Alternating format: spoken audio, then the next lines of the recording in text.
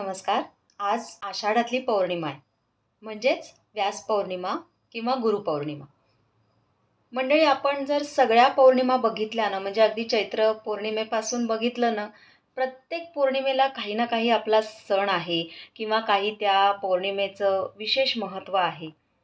तर आधी आता सगळ्यात पहिल्यांदा पौर्णिमा हा शब्द आपल्या सगळ्यांना माहिती आहे.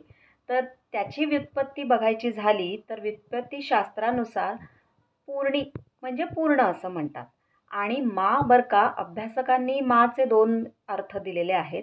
काही अभ्यासकांच्या मते मा म्हणजे मास, महिना, तर तो पूर्ण महिना तिथे झाला असं समजतात. आणि काही अभ्यासक म्हणतात की माचा अर्थ चंद्र. दोन्ही अर्थाने पाहायला झालं तर तिथे परिपूर्णता येते, पूर्ण चंद्र आहे आणि म्हणूनच त्या दिवशीचं महत्त्व असतं. आता व्यास पौर्णिमेचं महत्त्व आपल्या सगळ्यांना माहिती आहे की महर्षी व्यासांचा जन्मदिवस म्हणून आपण हा मानतो. व्यासोच्छिष्टम जगत सर्वम असं म्हटलं जातं. तर त्याचा अर्थच हा आहे की जगातला असा कुठलाही विषय नाही, कुठलंही क्षेत्र नाही, ज्याबद्दल महर्षी व्यासांना माहिती नव्हती किंवा त्या विषयामधलं त्यांना ज्ञान नव्हतं. म्हणजेच काय, तर भारतीय ज्ञान परंपरा ज्यांनी निर्माण केली असे महर्षी व्यास, त्यांची जयंती, त्यांचा हा जन्मदिवस म्हणून आपण व्यास पौर्णिमा मानतो. आणि गुरुपौर्णिमा का, तर अर्थातच ते जगद्गुरू आहेत. संपूर्ण जगाला त्यांनी ब्रह्मज्ञान दिलं, संपूर्ण ज्ञान दिलं आणि म्हणून आपण ही गुरुपौर्णिमा साजरी करतो. आपल्या भारतीय प्रणालीच्या आणि भारतीय अध्यात्म ज्ञानानुसार सुद्धा आपल्या सगळ्यांना माहिती आहे की दत्तात्रेयांनी देखील 24 गुरु केले होते. या 24 गुरूंचं विभाजन देखील जे अभ्यासक आहेत त्यांना माहिती आहे. अगदी पृथ्वीपासून ते मक्षिकापर्यंत त्यांनी प्रत्येक चैतन्याला गुरु मानलेला आहे. त्याच्यामधून काय घ्यावं, काय घेऊ नये, अशा सगळ्या प्रकारे त्यांनी प्रत्येक चैतन्यामध्ये, प्रत्येक सजीवामध्ये गुरु पाहिला.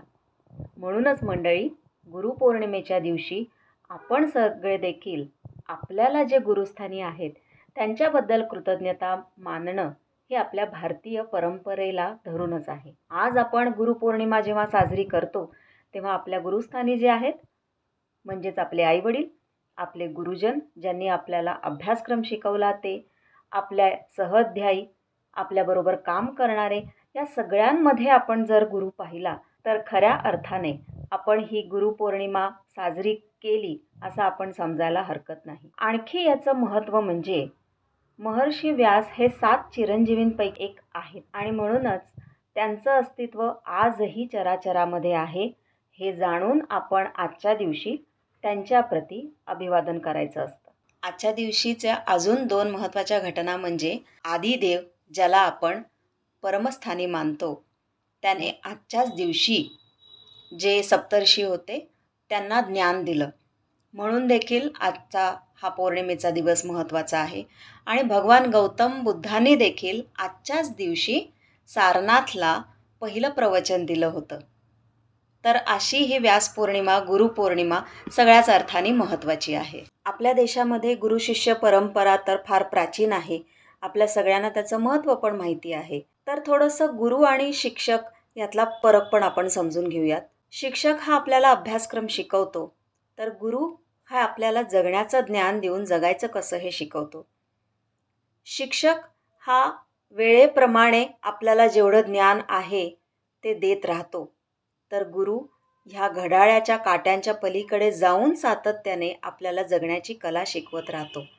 आणि म्हणूनच आजच्या ह्या गुरुपौर्णिमेच्या दिवशी आपण आपल्या गुरूंना वंदन तर करायचं असतंच, पण आपली गुरुदक्षिणा ही खरी तेव्हा ठरेल जेव्हा त्यांनी आपले जे विचार आपल्याला दिलेले आहेत, जी कला आपल्याला दिलेली आहे, जी शिकवण दिलेली आहे, त्याचा प्रत्यक्षात वापर करून ती पुढच्या पिढीपर्यंत पोचवण्याचा आपण प्रयत्न जर केला तर ती खरी गुरुदक्षिणा ठरेल. त्यामुळे चला, आज आपण सगळेजण मनापासून आपल्या गुरूंना वंदन करूयात. त्या पहिले महर्षी व्यासांना अभिवादन करूयात आणि आपल्या गुरूंची शिकवण या संपूर्ण भारतवर्षामध्ये सातत्याने सकारात्मकता पसरवत राहील अशी ग्वाही देऊयात.